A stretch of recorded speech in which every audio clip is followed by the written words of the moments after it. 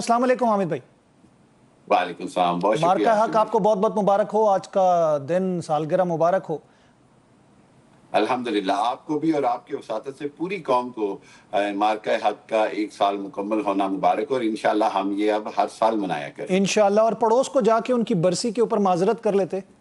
ان کے سندور کی برسی تھی۔ آج تو انہوں نے ہمیں بلایا بھی نہیں، اور میرا تو بڑا دل تھا جا کے میں ان کے ساتھ تھوڑا سا ان کے ماتم میں شریک ہو جاتا، اور ان کے ساتھ جا کے ان کی وہ دکھ جو ہوتا ہے نا، ان کا دکھ بانٹ دیتا، لیکن یہ کہ وہ بے شرم ہیں، ان کو سمجھ ہی نہیں ہے، حقیقت کا ادراک نہیں ہے۔ آج تو انہوں نے تہلکہ خیز انکشاف کیا کہ جی پاکستان کے انہوں نے 13 جہاز JF تھنڈر F-16 گرائے،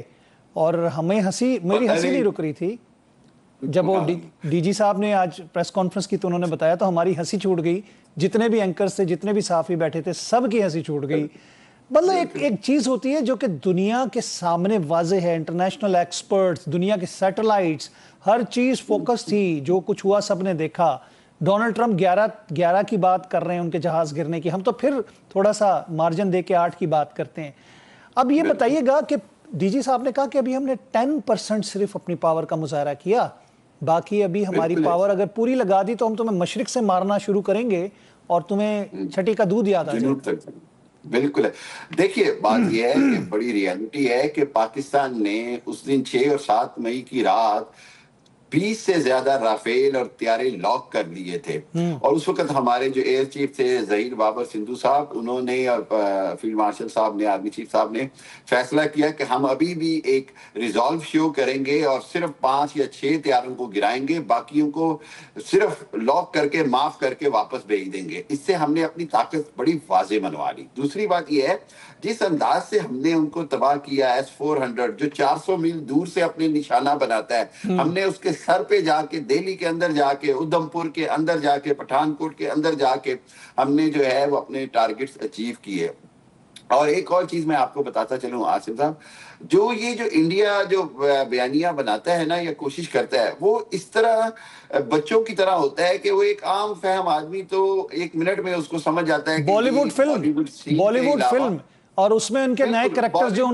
ان کے فورسز کے لوگ ہیں وہ بھی شامل ہو گئے۔ میں آپ کو بتاؤں، پٹی ہوئی بالی ووڈ فلم، ایک کوئی اچھی فلم ہوتی ہے نا، یہ پٹی ہوئی بالی ووڈ فلم کے سین بناتے ہیں جس کے اندر دیکھنے والے کو مزہ بھی نہ آئے بلکہ اس کا منہ کا ذائقہ بھی خراب ہو جائے، اتنی بدنما طریقے سے وہ جھوٹ بولتے ہیں۔ پاکستان نے سمپل سی ایک بات کی کہ جی ہم نے اپنی انوینٹری جو انٹرنیشنل طریقہ ہوتا ہے F-16 کی، ہم نے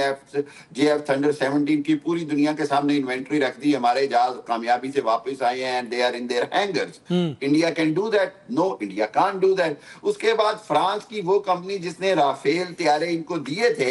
اس نے خود اعتراف کیا کہ جی ہمیں اتنے ڈیمیج اور اتنے جو تباہ شدہ طیارے ہیں وہ ہماری لسٹ کے اوپر آ چکے ہیں، یعنی ہماری انوینٹری میں وہ نکال دیے گئے ہیں۔ حامد صاحب، اب تو وہ جو ایجیکشن سیٹ والی کمپنی ہے، جب پائلٹ ایجیکٹ کرتا ہے یا جہاز تباہ ہوتا ہے تو اس کی نمبرز اور اس کا کوڈ لاک ہو جاتا ہے کہ ایجیکشن ہوئی ہے۔